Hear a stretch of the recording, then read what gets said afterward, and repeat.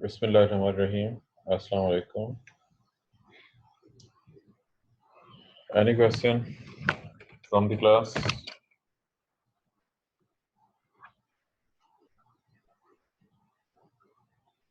किसी का कोई क्वेश्चन हो तो पूछ सकते हैं।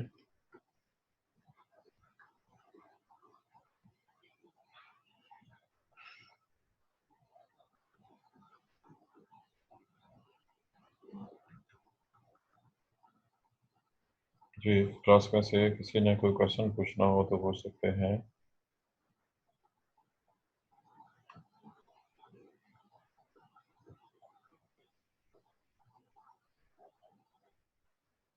No question.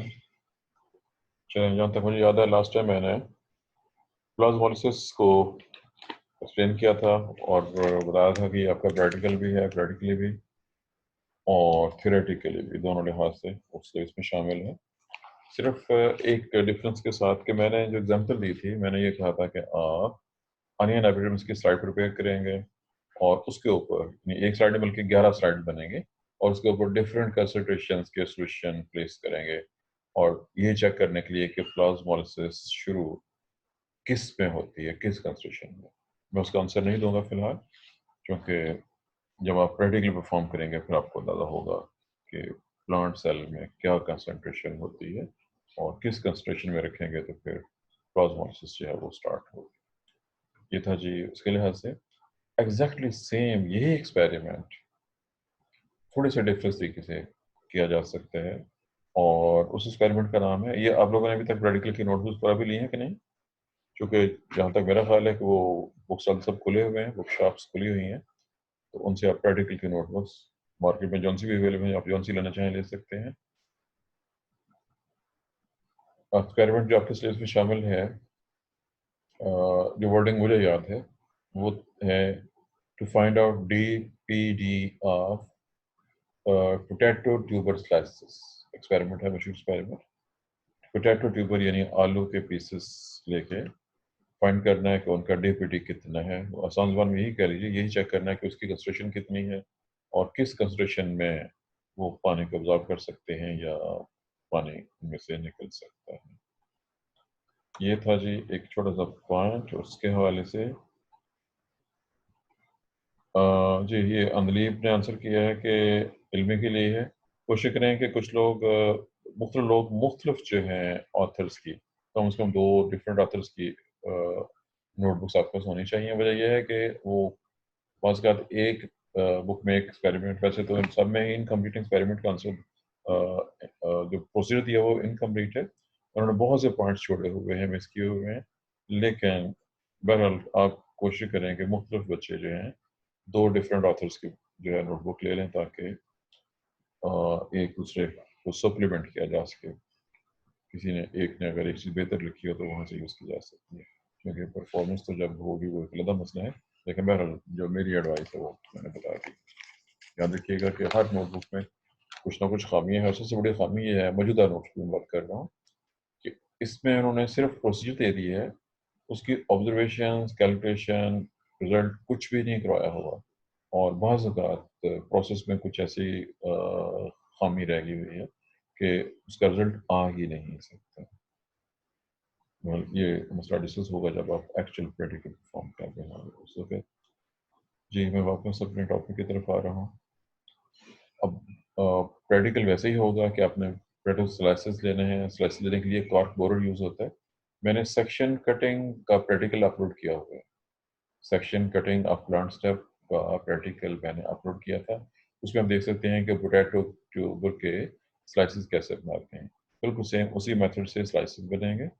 उन स्लाइसेस को सेम साइज़ में लेते हुए वज़न करके बिल्कुल वैसे ही 0 से लेके 1 एम तक, ये 0.1, 2.3 एम सॉल्यूशंस के अंदर डाला जाएगा और फिर देखा जाएगा एक ख़ास टाइम के बाद उनको निकाल के उनका दोबारा वज़न करेंगे। चेक करेंगे कि किसके वज़न में इज़ाफ़ा हुआ है, किसके वज़न में कमी हुई है और किसके वेट में कोई चेंज नहीं आई है। ये वो मशहूर एक्सपेरिमेंट है। एक और एक्सपेरिमेंट है, वो भी इसी से मिलता-जुलता है। चार्डोकोज़ मेथड है, उसका नाम है, रशियन साइंटिस्ट के नाम पे नाम है। ये किसी भी लीफ और ख़ास तौर पर अगर पीपल या बोड़ के पत्ते से किया जाए तो ज़्यादा अच्छा रिज़ल्ट आता है इसका।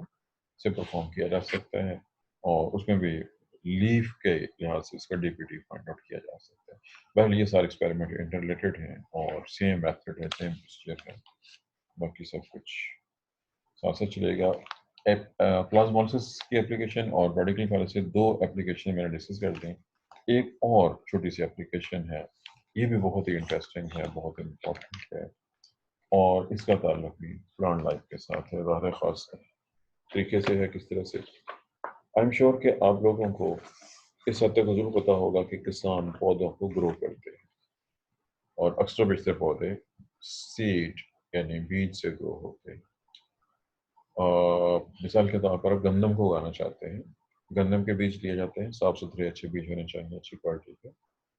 उन बीजों को कुछ लोग तो उनको प्री ट्रीटमेंट करके करते हैं, जो आम किसान है वो जस्ट ऐसा कि ज़मीन में हल चलाया, उस पर स्वादा फेरा और उसमें पानी लगाया, और एक ख़ास स्टेज पे जब नमी मुनासिब मकदार मौजूद हो तो आम जो किसान है वो जस्ट हाथों से बीजों को बिखेर देते हैं।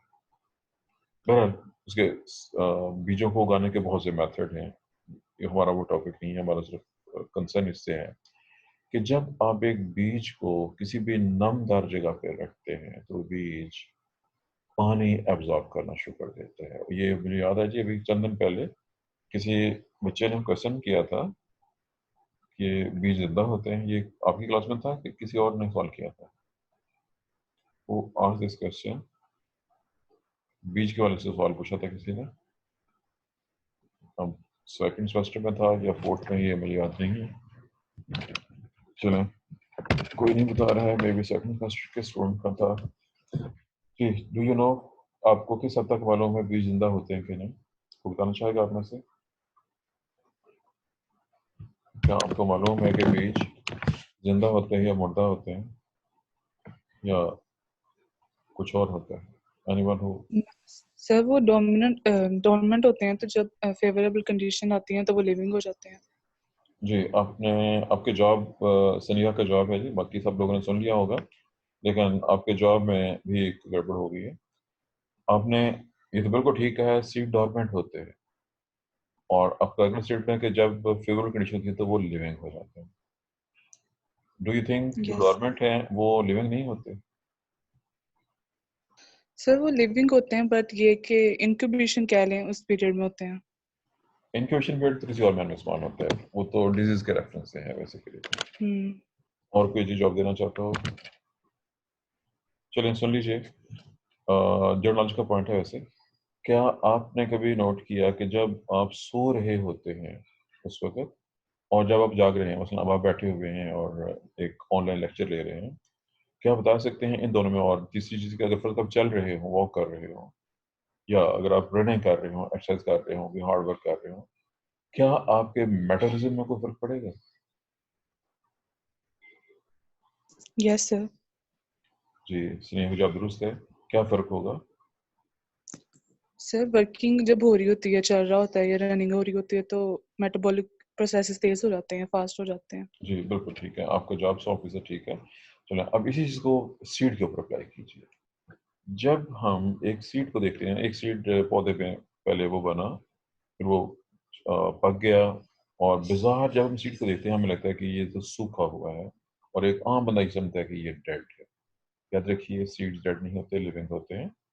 डॉर्मेंट का जो लफ्ज़ है वो इस रेफरेंस से है कि उनका मेटाबॉलिज्म बहुत ही लो होता है, बहुत ही कम, वो मेटाबॉलिकली इतने एक्टिव नहीं होते हैं, ना होने के बराबर उनमें मेटाबॉलिक एक्टिव हो रही होती है, जब तक उनका ग्रोइंग सीजन नहीं आ जाता। जब ग्रोइंग सीजन आ जाए और उनको पानी प्रोवाइड कर दिया जाए, जैसे ही आप पानी प्रोवाइड करेंगे तो पानी अब्जॉर्ब होना शुरू हो जाएगा। अब यहाँ पे मैं एक क्वेश्चन मैं आपसे पूछना चाहूँगा, ये पूरी क्लास से क्वेश्चन है।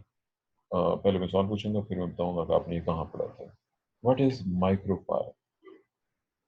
What is micropyle? सेमेस्टर 4 पूरे का पूरा बैठा हुआ है जो 28 स्टूडेंट हैं, स्टूडेंट प्रेजेंट हैं। कोई बताना चाहेगा मैंने क्या पूछा है? What is माइक्रोपायर? सर ये जी हिना आपकी आवाज़ नहीं आई, आपकी आवाज़ नहीं आ रही प्रॉपर, ये कुछ शोर आ रहा है कुछ। हिना की आवाज़ प्रॉपर नहीं आ रही है। ये एम्ब्रियो के अंदर। एम्ब्रियो के अंदर क्या? जी जी इतना फिगर समझ आपका नो नो। और कोई चीज को हिना का जवाब क्लियर नहीं हुआ। माइक्रोपाइलिक ओपनिंग है जी सर नहीं, क्या करूं अब? नो जी ये सर ये नहीं, जवाब क्लियर नहीं हो रहा चूंकि आवाज में ओपनिंग है। शोर आ रहा है, आवाज सब नहीं आ रही आपकी बिल्कुल भी। ये चैट पे अगर कोई लिख के बता सकता हो।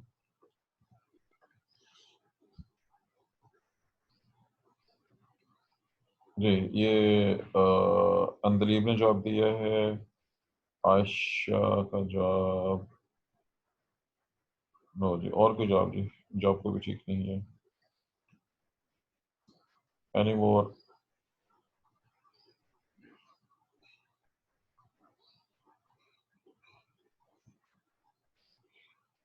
सर ये ओपनिंग होती है एग के लिए? ओपनिंग होती है एग के लिए, जवाब किसने दिया है? सनिया ने। जी सर। ओपनिंग होती है एग के लिए, विच एग, कहाँ वाला ओव्यू एग? सर वो ओवरी में जो होता है। ओवरी में एग डायरेक्ट होता है, तो उसके लिए कहाँ पे ओपनिंग होती है? मेरी बात सुने, ये ओव्यूल की ओपनिंग है पोलन के अंदर जाने के लिए। मेरी आवाज क्यों नहीं आ रही? अब आई है, अब दोबारा बोलिए जरा, है ना, दोबारा। सर नहीं फिर गड़बड़ हो गई। माइक्रोपाइल एक ओपनिंग है सीड। सर सीड के ओव्यूल में पोलन ट्यूब के अंदर ऐड होने के लिए, जाने के लिए उसके अंदर। चलिए आपके फिक्रे में याद रखिए कि आपको पता है मैं बाल की खाल उतार देता हूँ। आपने कहा है सीड के ओव्यूल, जरा सोचा आपने क्या कहा है? सीड का ओव्यूल क्या होता है? सीड तो ओव्यूल से बनता है। सीड जब ओव्यूल प्रोडक्शन पोलेशन प्रोडक्शन प्रोडक्शन के बाद वो जब मेच्योर होता है तो सीड बन जाता है, ओव्यूल से सीड बनता है। अब बताइए।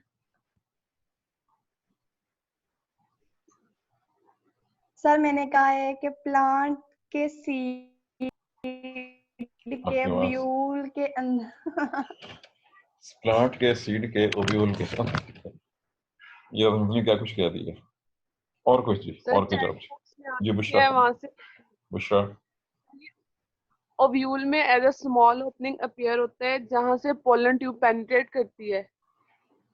जी बुशरा का जवाब दुरुस्त है, लेकिन और आप मैं चलिए। चैट बॉक्स में जी बिल्कुल कर रही आपका हूँ। जवाब ठीक है, चूंकि आपने इसको with reference to ovule discuss किया, ठीक है आपकी बात, यहाँ तक आपकी बात ठीक है। अगर हम ओव्यूल की बात कर रहे हैं तो ओव्यूल के बाहर इंडाइगमेंट्स होते हैं, और उन इंडाइगमेंट में सुराख होता है जहां से एंट्री होती है पोलन ट्यूब की पोलिनेशन के लिए। आपकी बात यहाँ तक बिल्कुल ठीक है। अब आप इसी सवाल को सीड पे अप्लाई करें, अप्लाई इट ऑन सीड। आपने इसका जवाब पढ़ा हुआ है सेमेस्टर 2 एंजियोस्पर्म्स का, स्टार्ट ही यहाँ से होता है। जी अब बताइए जी, कौन बताते हैं? चलिए सुन लीजिए, बल्कि ऐसे करें कि ये आप खुद एक्सपेरिमेंट, स्मॉल जी ओपनिंग होगा। आप खुद एक्सपेरिमेंट कर सकते हैं, बहुत आसान से है। आजकल अफ्तारी का मौसम है, यानी रोजे हैं तो। Excuse me sir. जी सर एक क्वेश्चन जवाब आया जहन में, बोलूं? जी बताइए। सर वो सीड के अंदर ही होता है माइक्रोपाइल, न्यूसेलस के करीब होता है शायद, वो वाटर की एंट्री के लिए वो पोर होता है, जी बिल्कुल जवाब ठीक जिससे हो जो है गया वो आपका सेल आप। सेल बर्स्ट हो सकता है। सेल बर्स्ट तो और चीज़ है, वेल आपका सॉरी, जवाब, सीड सीड की बात कर। जवाब आपका कुछ कुछ ठीक है, काफ़ी हद तक ठीक है। चलिए सुन लीजिए, क्योंकि जो मैं बताना चाह रहा था वो आजकल रमज़ान और अफ्तारियों का मौसम है। अब ज़रूर आई एम श्योर कि कुछ लोग दही भल्ले बनाते होंगे और उनके अंदर चने बहुत कॉमन है। कोई भी, और ख़ासतौर पर अगर आप ब्राउन वाला चना ले लें, उसको अगर आप देखेंगे तो उसमें एक तरफ चूच नज़र आती है, बीक टाइप, एक नोकीली सी चीज़।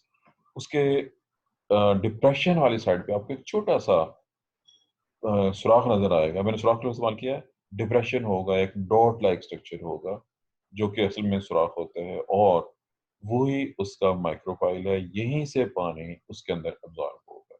सीड के अंदर जो ओपनिंग होता है वो माइक्रोफाइल है, और इसका ताल्लुक बिल्कुल वैसे ही है जैसे ओव्यूल में भी माइक्रोफाइल मौजूद था, वो पोलिनेशन के लिए था। अब सीड में जो ओव्यूल मौजूद है वो ओपनिंग है जहाँ से वाटर की एंट्री होती है। और जब एक सीड के अंदर इस तरह से वाटर एंटर होना शुरू हो जाए, वाटर उसमें एंटर हो रहा, तो एक लफ्ज़ आपने पढ़ा हुआ है, ये भी इंटरव्यू पढ़ा हुआ है आपने, इम्बाइबिशन। आई एम श्योर आपने ये लफ्ज़ याद रखा होगा किसी ने। इम्बाइबिशन एग्जैक्ट डेफिनेशन कुछ और है, लेकिन जिस हद तक आपने पढ़ा हुआ है उसकी वर्डिंग यही थी कि प्लांट मटेरियल या प्लांट सीड्स जो हैं पानी को जब एब्जॉर्ब करते हैं और स्वेल हो जाते हैं, उसको इम्बाइबिशन कहते हैं। ये डेफिनेशन आपके इंटर की लेवल के ऊपर बुक्स में है, लेकिन याद रखिए कि ये ज़रा सिंप्लीफाइड है।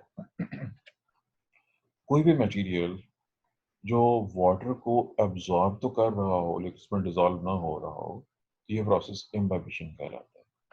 तमाम सीड्स, गंदम, चावल, मकई, चने, कोई भी दाल ले लें, उसको थोड़ा सा पानी में भिगो दें। बल्कि एक्सपेरिमेंट यूँ करें कि एक शीशे का ग्लास ले लें, उसमें तकरीबन हाफ चने डाल दें, और फिर उसमें ऊपर काफ़ी सारा पानी डाल दें, थोड़ी जगह खाली छोड़ के, और फिर देखना शुरू करें या नोट करना शुरू करें कि क्या होता है। सीजन पे टेम्परेचर पे डिपेंड करते हुए आप नोट करेंगे कि वो जो सीड्स हैं, सीड ड्राई होते हैं, वो आहिस्ता आहिस्ता वाटर को ऑब्जॉर्व करना शुरू करेंगे, वाटर कम होना शुरू हो जाएगा और सीड स्वेल होना शुरू हो जाएगा। सीड्स वाटर को ऑब्जॉर्व करके स्वेल हो जाते हैं, फूल जाते हैं, और जब सीड्स फूल जाते हैं तो ज़ाहिर है कि वो इम्बाइबिशन हो गई है, और चूँकि उनमें पानी एंटर हो गया, पानी के एंटर होते ही उसकी लाइफ एक्टिविटीज़, जो मेटाबॉलिक रेट बहुत ही स्लो था, वो फास्ट होना शुरू हो जाता है, और फिर आगे उसकी जर्मिनेशन का प्रोसेस शुरू हो जाता है। कल यहाँ पे इम्बाइबिशन का मैंने ज़िक्र किया। अब जस्ट फॉर नॉलेज है ये, चूँकि प्रैक्टिकल जहाँ तक मुझे याद है सिलेबस में, मुझे सिलेबस देखना पड़ेगा, मैंने काफ़ी से सिलेबस नहीं देखा होगा, लेकिन बहरहाल मुझे जो याद है कि ये प्रैक्टिकल पहले होता था सिलेबस में। ये चेक करना कि जर्मिनेटिंग सीड्स कितनी CO2 प्रोड्यूस कर रहे हैं, या CO2 प्रोड्यूस कर भी रहे हैं कि नहीं रहे हैं। CO2 कब पैदा होती है आप समझते हैं? When CO2 is produced? Respiration के दौरान। जी बिल्कुल ठीक है, सीए का जवाब दुरुस्त है। जब एक सीड में रेस्पिरेशन हो रही होगी तो CO2 पैदा करेगा। हम चेक कर सकते हैं सीड्स को कि क्या उनमें CO2 पैदा हो रही है, अगर हो रही है तो कितनी हो रही है। ये एक्सपेरिमेंट है इसी से रिलेटेड टॉपिक से हमारे। एक तो ये हो गया, दूसरी एप्लीकेशन वही होगी कि बीजों को उगने के लिए उनको जब हम पानी पट करते हैं। दो, तीसरा एप्लीकेशन आपकी प्रैक्टिकल लाइफ के लिहाज से कि चना को पहले भिगोते हैं फिर उनको बॉयल करते हैं। अगर आप चना को भिगोए बगैर बॉयल करने की कोशिश करें तो क्या होगा?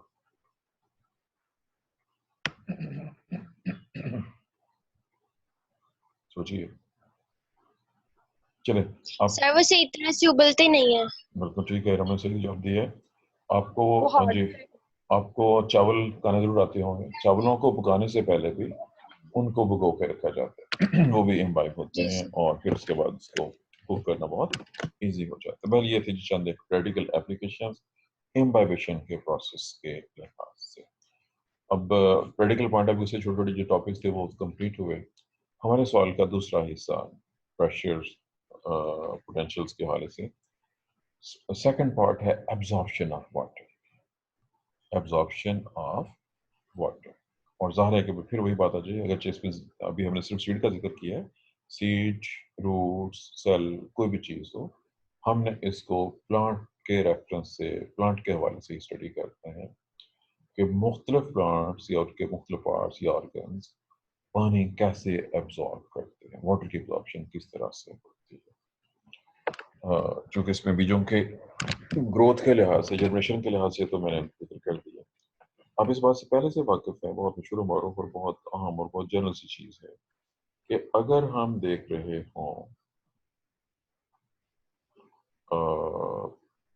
एक पौधे को, पौधे की लाइफ को स्टडी कर रहे हों, तो आपको इस चीज़ का अंदाज़ा है, आप इस बात से वाकिफ हैं। अगर आपने फर्ज कीजिए गमले में, अपने घर में गमले में एक प्लांट ग्रो किया होगा, जिनको शौक है उस चीज़ वाकिफ होंगे, हर कुछ टाइम के बाद, एक स्पेसिफिक टाइम के बाद मुख्तलिफ पौधों को मुख्तलिफ टाइम के बाद पानी देना पड़ता है। मे बी कि कुछ पौधों को डेली पानी देना पड़े, कुछ को हफ्ते बाद देना पड़े और कुछ को महीने बाद पानी देना पड़े। ऐसे ही चूँकि आप लोग जिस डिस्ट्रिक्ट में रहते हैं, वहाँ पे आप समझते हैं कि चावल ग्रो होता है बहुत ज़्यादा और चावल को बहुत ज़्यादा पानी रिक्वायर्ड होता है अपने ग्रोथ के लिहाज से, जहाँ पर चावल ग्रो हो रहा होता है। अब ये चीज़ें और कुछ पौधे ऐसे भी हैं कि बज़ाहिर हम उनको पानी नहीं देते लेकिन वो ग्रो कर रहे होते हैं। बहरहाल कंडीशन कोई भी हो, तमाम प्लांट्स को जो ज़मीन में ग्रो कर रहे हैं या कहीं भी ग्रो कर रहे हैं, they need water. All plants absorb water. हमारा ज़्यादा कंसर्न होगा उन पौधों से जिनको हम मिट्टी में ग्रो करते हैं और फिर वो मिट्टी में से पानी को जज़ब कर रहे होते हैं। अब इस बात से पहले से वाकिफ़ हैं कि प्लांट के ऑर्गन्स में रूट के दो जो मेजर फंक्शंस हैं, एक तो था एंकरेज या अटैच करना और दूसरा वाटर एंड मिनरल एब्जॉर्प्शन। तमाम प्लांट्स मिट्टी में से पानी और नमी जज़ब करते हैं। आप लोग चूँकि केमिस्ट्री के स्टूडेंट हैं, क्या आप में किसी को इंटरेस्ट है हिस्ट्री ऑफ केमिस्ट्री से? हिस्ट्री ऑफ केमिस्ट्री किसी को अभी कोई इंटरेस्ट नहीं है हिस्ट्री से? चलें, हिस्ट्री ऑफ केमिस्ट्री किसी याद रखिए कि कोई भी सब्जेक्ट हो, आप तो केमिस्ट हैं, मेरा बेसिक सब्जेक्ट ज़ूलॉजी है। ऐसे ही कोई भी सब्जेक्ट आप तब तक उसके मास्टर नहीं हो सकते जब तक आप उसकी हिस्ट्री से वाकिफ नहीं। सब्जेक्ट पे कमांड के लिए आपको ए टू जी सब कुछ उसके बारे में मालूम होना चाहिए, या कम अज़ कम उतना पोर्शन जो आपके सिलेबस से रिलेटेड हो, उससे कुछ चीज़ का कंसर्न हो, वो सब चीज़ आपको मालूम होनी चाहिए। बहरहाल बहुत ही इंटरेस्टिंग एक्सपेरिमेंट हुए हैं दुनिया में पिछले 2000 सालों से कमोबेश। बहुत से लोग बहुत से एक्सपेरिमेंट्स करते रहे हैं।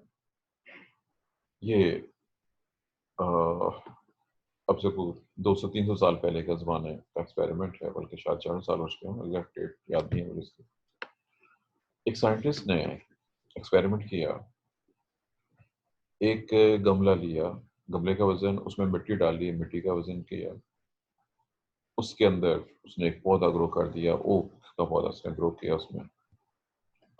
उस को गमले को ज़ाहिर उसने जहाँ पे रखा स्पेसिफिक, उसमें उसने हमेशा वो सिर्फ पानी, प्योर वाटर डालता रहा। प्योर वाटर बेसिकली या तो वो रेन वाटर यूज़ करता था या किसी भी तरीके से जो प्योरीफाइड वाटर था वो उसमें ऐड करता रहा। कई साल तक ऐसा चलता रहा।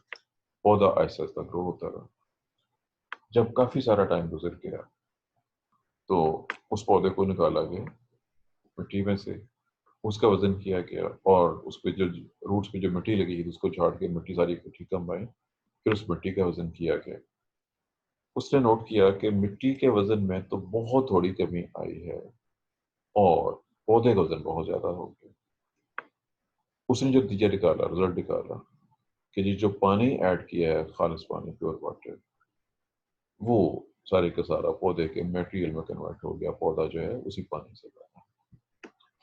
सोचिए क्या उसने ठीक कहा था, गलत कहा था, ये आपने बताया।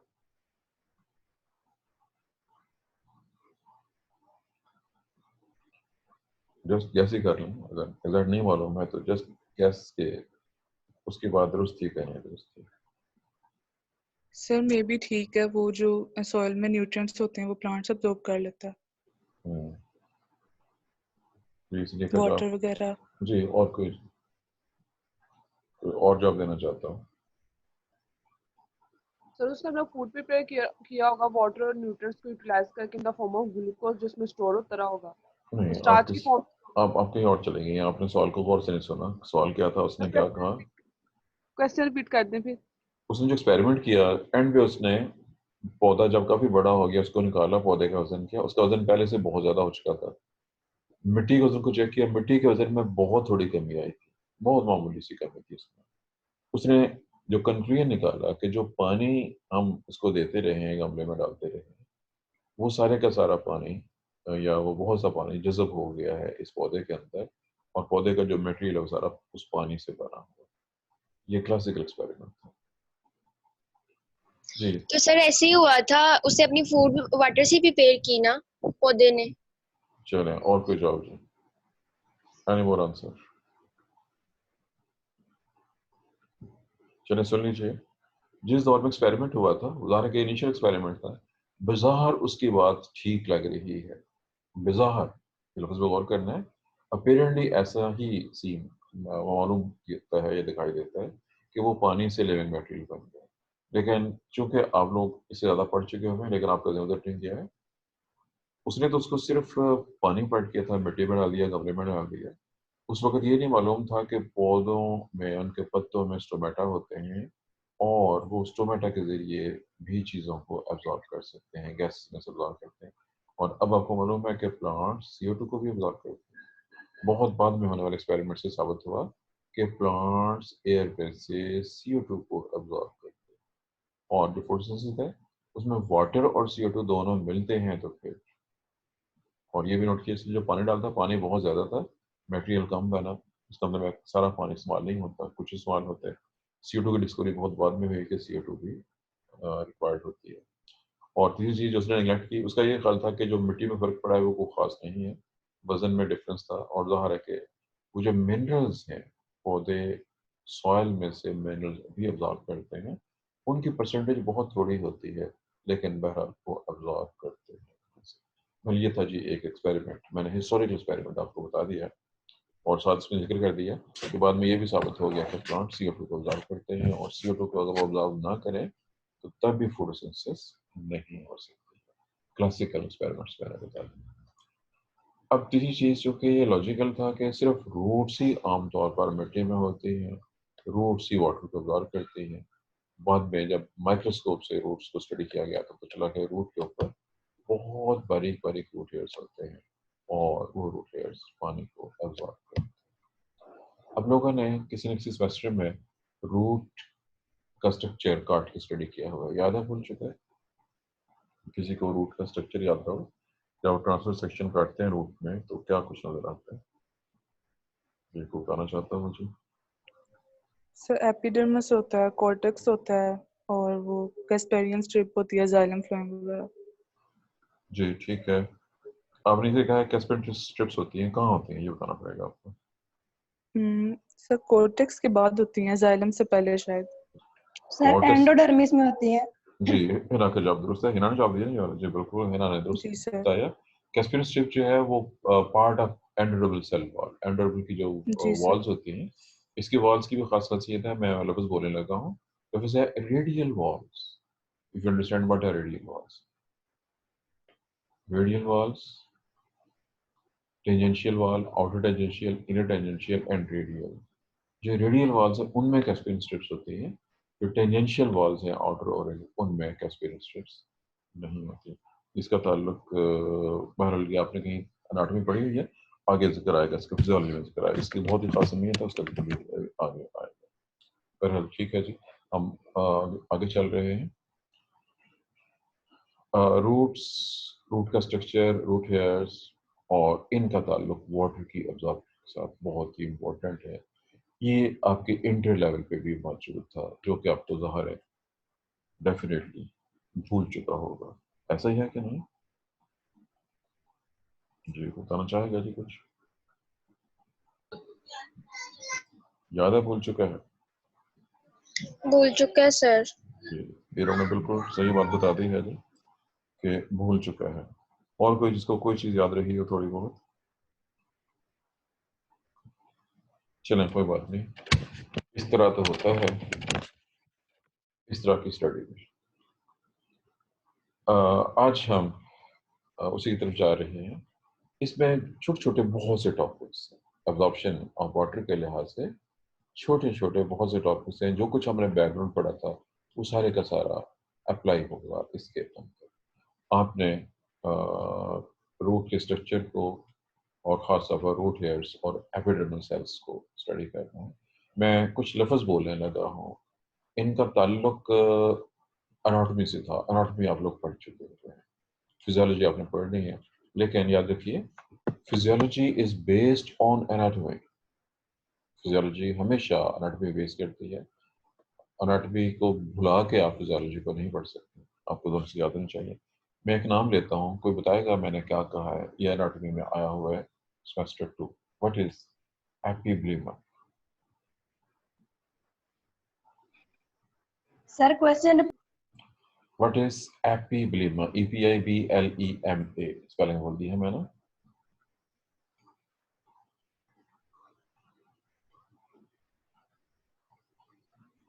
चलो कोई बात नहीं है, चीज़ें मुझे अंदाज़ा है कि स्टूडेंट सारे एक जैसे ही होते हैं आमतौर पर, और सेमेस्टर सिस्टम में तो बहुत ज़्यादा ऐसा होता है कि सेमेस्टर के बाद किताब को उठा के ऐसी जगह पर रखते हैं तो दोबारा नजर ही ना आए। याद रखिए कि हम प्लांट की बात कर रहे हैं, रूट्स के बाहर जो एपिडर्मिस है, रूट एपिडर्मिस को एपिडर्मिस के अलावा कुछ अदर नेम से भी जाना जाता है। मसलन आपने कहीं ना कहीं पे राइजोडर्मिस का लफ्ज पढ़ा होगा, उसका भी यही मतलब है, और एपिब्लेमा का भी यही मतलब है। ये क्लासिकल नेम्स हैं एपिडर्मिस ऑफ रूट्स के। दूसरा अहम पॉइंट, रूट का सरफेस एरिया ज्यादा होता है। ये पॉइंट आपने इंटर लेवल में पढ़ा था, किसी को याद हो सरफेस एरिया क्यों ज्यादा होता है? क्योंकि सर उसमें रूट हेयर्स भी होते हैं। जी, आपका जवाब बिल्कुल ठीक है, या काफी हद तक ठीक है। और कोई वजह भी साथ बतानी है, कोई और वजह? चलें मैं बता देता हूँ, क्योंकि आपको ये चीज़ें भूली हुई हैं। मैं अगरचे अब इंटर को नहीं पढ़ाता, लेकिन बहरहाल इंटर पढ़ाई हुई है काफ़ी अर्सा। तो एक इन्फॉर्मेशन थी इंटर की बुक में। इन्फॉर्मेशन ये थी कि एक राई का पौधा, अगर आप राई के नाम से वाकिफ हैं, समझते हैं राई क्या होती है, और ये राई कौन सी वाली राई है? राई के भी किस्में होते हैं। No answer? रिपीट करिएगा सर। वो सर सरसों की टाइप है कोई? जी, चूंकि मैंने उर्दू में लफ्ज़ बोला है, उर्दू में सुन के पता नहीं चलेगा कि ये राई कौन सी वाली है। मैं स्पेलिंग बोलने लगा हूँ। इट इज़ RYE, राई। RYE इंग्लिश नेम है। दिस राई इज इंग्लिश राई, इट इज नॉट उर्दू राई। उर्दू राई रेली का हमजा जेर ये ई राई होती है। जी अब बताइए कि इंग्लिश वाली राई कौन सी होती है? Anyone else?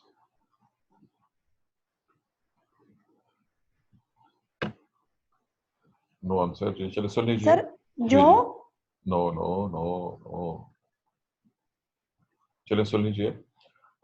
ये राई हमारे यहाँ नहीं होती, पहली बात तो ये है। राई RYE। सर जो को कहते हैं। नो नो नो नो, जो जिस राई की बात हो रही है, यानी RYE वाली राई, जो हमारी उर्दू वाली राई है, जिसको मैंने उर्दू स्पेलिंग बोले थे, इस राई को अगर आप इंग्लिश में चाहें तो RAI राई लिखेंगे। वो काली राई, सफेद राई, ये सरसों है, जो गालिबन हिना ने जवाब दिया था। लेकिन जो राई मैंने पूछी है RYE वाली राई, ये हमारे यहाँ नहीं होती है। ये यूरोप और अमेरिका में ग्रो की जाती है, तमाम ठंडे इलाकों में ग्रो होती है, और छोटे साइज का पौधा है, गंदम चावल जैसे ही पौधा है, चावल जैसा बेसिकली, और 1 मीटर हाइट है पौधे की। स्टेम की हाइट है सिर्फ 1 मीटर। अगर गैस करें कि जो जिस पौधे की हाइट बिल्कुल पतला सा है, जिस आपने जैसे गंदम और चावल का तना देखा हुआ है, तूड़ी और पराई के नाम से वाकिफ है, तकरीबन उसी साइज का तना है इसका। 1 मीटर हाइट, 3 फुट के करीब हाइट है। इसकी रूट्स कितनी गहरी होंगी, कितनी बड़ी होंगी? कोई गैस करेंगे तो बताएगा जी। टाइम थोड़ा सा रह गया, वैसे टाइम खत्म होने वाला है हमारा, जस्ट गेस करना है। या वैसे पढ़ा हुआ है आप लोगों ने? सवाल मैंने इसलिए पूछा है कि ये आपने इंटर लेवल पे पढ़ा हुआ है। चलिए सुन लीजिए, इंटर की बुक की वर्डिंग थी, यह है कि राई का पौधा जिसकी अपनी हाइट 1 मीटर है सिर्फ, उसकी रूट्स, टोटल रूट्स की लेंथ 600 किलोमीटर होती है। रूट, उसकी ब्रांचेस, ब्रांचेस की ब्रांचेस, फिर उनकी ब्रांचेस, और फिर ब्रांचेस की भी ब्रांचेस, और फिर उनके ऊपर रूट हेयर्स, उन सब की लंबाई को जब काउंट करते हैं तो वो बहुत ही ज़्यादा लंबी और जब इतनी ज़्यादा लंबाई तो ज़ाहिर उसका सरफेस एरिया भी बहुत ज़्यादा होगा, और सरफेस एरिया रूट हेयर की वजह से ज़्यादा हो जाता है। और वो इसलिए इम्पोर्टेंट है कि एब्जॉर्प्शन का ज़्यादा प्रोसेस, चूँकि 2/3 surface area root hairs provide करते हैं, वहीं से होता है। जहाँ रूट हेयर्स नहीं होते वहाँ पे सिर्फ रूट सरफेस से या आई एम श्योर आप लोग माइकोराइजल से वाकिफ हैं। जो माइकोराइजल फंगस होती हैं रूट्स की, प्लांट रूट में अटैच जो फंगल हाइफी हैं, वो भी पानी को अब्जॉर्ब करके पौधे को ब्राइट करते हैं। जी, अब चूंकि 40 मिनट होने वाले हैं जी, टाइम खत्म हो रहा है। अगर किसी का कोई क्वेश्चन हो तो आप पूछ सकते हैं। सर जो आपने एपिब्लिमा का वर्ड बोला है उसे बता दें। राइजोडर्मस, एपिब्लिमा क्लासिकल टर्म्स हैं रूट एपिडर्मिस के names. These are names of root epidermis, classical names. ये आपको किसी न किसी एनाटॉमी के, किसी भी और एनाटॉमी ये की बुक में मिल जाएगा। और ये नॉर्मल प्लांट्स जी, ये आवाज फिर गड़बड़ हो गया जी। और सर ये टाइम नॉर्मल हर तरह के प्लांट्स में होती है एपिब्लिमा। जी, ये जो आपने वहाँ पे गौर नहीं किया कि आजकल हम सिंपल, आजकल वायदा चीज़ों को सिंपलीफाई किया जाता है। हम सिंपल एपिडर्मिस कहते हैं। पुरानी किताबों में और पुराने जो मुख्तलिफ आर्टिकल वगैरह हैं, उन सब के अंदर बहुत से ऐसे नाम दिए गए हुए हैं, जैसा कि ये वाला था। ये मौजूद है नाम, ये नाम मौजूद है आपकी बुक्स में मौजूद है। चलें जी, टाइम 40 मिनट से ऊपर हो गया, इसलिए जी, अल्लाह हाफिज़।